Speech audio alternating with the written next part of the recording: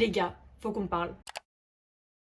Hello, moi c'est Milena, j'ai 23 ans et pour ceux qui savent pas, je suis en pleine guérison de 7 ans d'anorexie mentale. Aujourd'hui, je voulais vous faire une vidéo tellement importante parce que j'ai énormément de demandes par rapport à ça, par rapport à la faim extrême et à l'acceptation de son corps. Pour moi, on n'en parle pas assez. La faim extrême, c'est une période qui est vraiment difficile dans la guérison. On n'en parle pas assez. Je tiens à le repréciser, mais je suis pas psychologue, psychiatre, médecin. Je suis juste une personne qui témoigne de ce qu'elle a vécu. On voit ça souvent comme quelque chose de vraiment pas bien. Moi, j'en ai eu tellement honte, j'en ai vraiment beaucoup souffert. Je me cachais, vraiment quelque chose, j'en parlais pas. J'avais vraiment honte. C'est vraiment pour moi vraiment mais une étape tellement importante dans la guérison. Je vais d'abord vous parler pourquoi elle s'est manifestée, comment j'ai fait pour m'en sortir de cette faim extrême.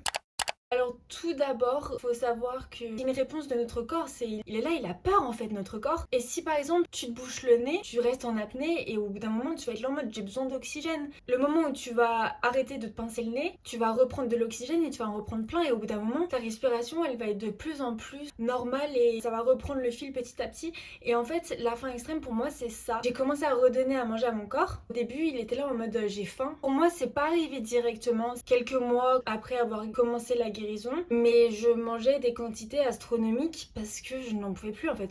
Je pense que mon corps, il en pouvait tellement plus, il était tellement au bout, il avait peur parce que après autant de restrictions, autant de dettes, forcément il a peur ton corps, il a peur, il sait pas s'il peut te refaire confiance ou pas. Moi au fond je savais qu'il pouvait me refaire confiance, mais je me dis c'est normal et c'est un mécanisme normal. Genre c'est normal. Et forcément, je me suis précipitée vers des choses à laquelle je m'étais privée pendant tant de temps. Et en fait, ça a été tellement dur. Et au début, j'ai commencé à faire des restrictions ou faire du sport ou ci ou ça.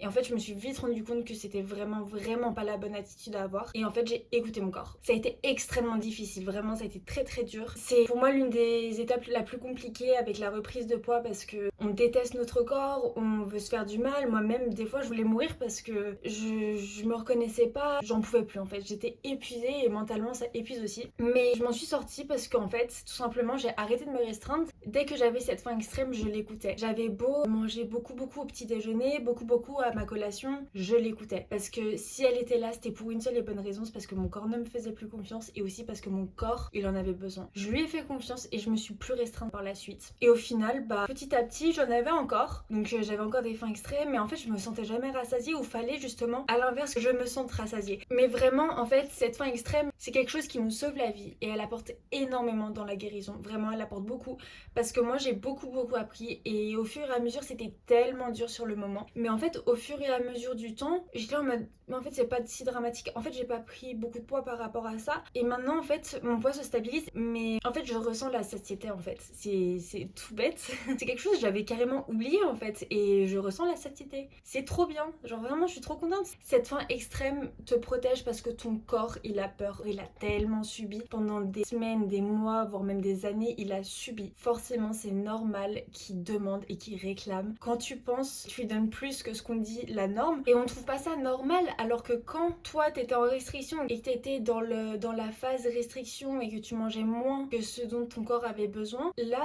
la maladie a été contente, forcément tu te le reprochais un peu moins. Et en fait, c'est ça que j'essaie de me dire tout le temps, c'est que c'est pas logique. Ton corps il est censé vivre et pour vivre il a besoin de manger, il a besoin de boire, il a besoin de plein de choses mais il a besoin de ça. Et lui en donner plus c'est normal, il le réclame, arrêtez de le diaboliser, c'est normal. Je vous jure hein, c'est normal, moi je mangeais et je mangeais pas comme une grosse vache les gars, hein. Je mangeais comme une reine parce que je n'acceptais pas que la maladie me dise ouais tu manges comme une grosse vache, c'est horrible et tout, mais pas du tout frérot, moi je mange comme une reine hein. Aussi moi ce qui m'a beaucoup aidé c'est que je mangeais 6 fois par jour. Je prenais 3 repas matin, midi, soir. Je mangeais le matin à 10h, l'après-midi à 16h, 16-17h, enfin bref pour la collation, et le soir vers 21h. Et en fait j'avais 6 repas dans la journée et ça m'a vraiment aidé et apporté parce que encore au fur et à mesure il a commencé à me refaire confiance. Je voulais aussi te dire que tu as le droit de te faire plaisir. C'est ton trouble qui te fait croire que tu dois le mériter. Tu as le droit. C'est même une obligation. Tu as le droit de te faire plaisir tous les jours. C'est vital, je vous jure, c'est incroyable.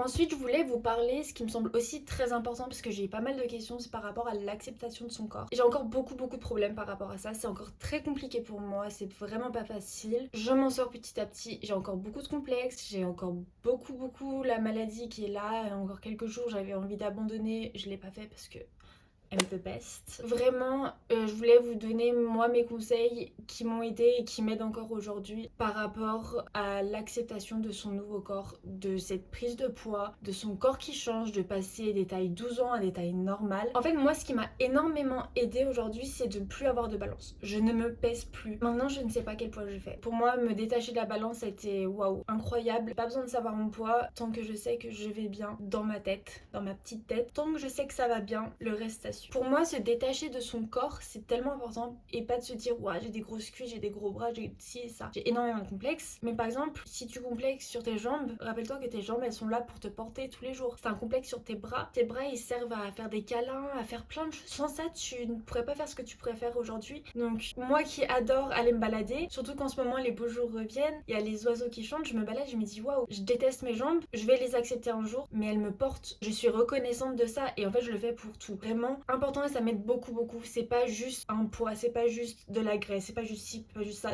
Tout ce que la maladie peut dire. Pas du tout. Pareil, on est tous différents, faut arrêter de se comparer. Si t'as une soeur jumelle, tu peux la prendre, manger pareil qu'elle, faire les mêmes exercices, les mêmes pas, les mêmes machins, les mêmes bidules. Tu n'auras jamais le même corps qu'elle. On est tous différents sur cette terre. Et c'est ça qui est magnifique, c'est qu'on a un corps, c'est une œuvre d'art. Aussi, ça c'est un truc où je travaille beaucoup, c'est d'acheter des vêtements à sa taille. C'est très compliqué parce que en quelques mois seulement, j'ai repris le poids que j'avais perdu. J'ai sauté des tailles. Ça a été très compliqué. Il y avait une taille particulièrement, je n'arrivais pas à l'acheter cette taille là, je n'arrivais pas à l'essayer et un jour ma mère m'a dit tiens tu prends ce pantalon et tu l'essayes. Et c'était la taille qui me faisait peur. J'ai fini par acheter ce pantalon et je suis trop bien dedans. Ça m'aide parce que j'ai encore ce blocage, mais on n'est pas un chiffre, on n'est pas un poids, on n'est pas une taille de vêtements. Personne va se retourner dans la rue et dire oh toi tu fais du 36, toi tu fais du 34, toi tu fais du 42. Non, genre pas du tout. Le dernier conseil que je peux vous donner c'est d'éviter les miroirs. Me regarder en long comme ça c'est pas possible, c'est trop compliqué. Bah t'évites les miroirs, ça sert à rien de te scruter pendant des heures ou alors si t'as envie de te scruter tu te dis je t'aime et que tu es incroyable parce que tu l'es. Sinon stop parce que ça sert à rien de s'acharner sur son corps. Aussi moi ce qui m'a beaucoup aidé c'est de mettre des vêtements en mettre des jeans, des choses qui me collent un peu plus à la peau, ça a été très récent. Et en fait je me sens femme maintenant en mettant des choses comme ça. Ça m'a beaucoup aidé et beaucoup apporté. Mon corps je le sentais pas sans cesse. Bref t'as capté. Tu sais quand il est dans un jean t'es là en mode ah je suis grosse alors que pas du tout.